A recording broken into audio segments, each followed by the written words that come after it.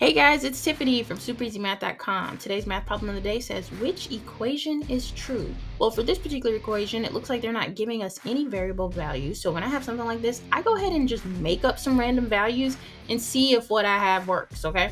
So I'm going to say A equals 1, B equals 2, C equals 3, and D equals 4.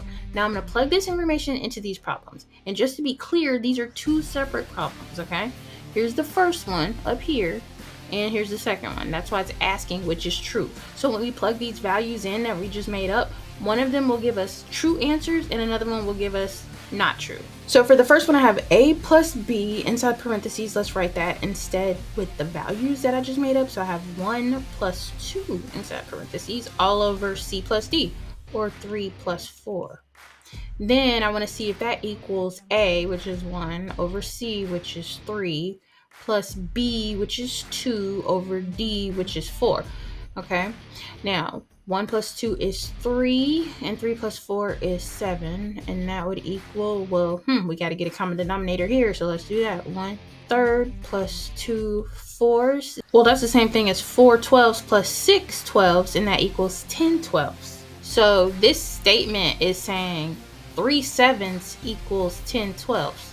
Well, that's definitely not true. So we're going to write this information, but with the actual number values. It's A times B, so it's 1 times 2 in parentheses, and then that's all over C times D, or 3 times 4, okay? And then they're saying it equals A, which is 1, over C, 3, times B, which is 2, over D, which is 4, okay?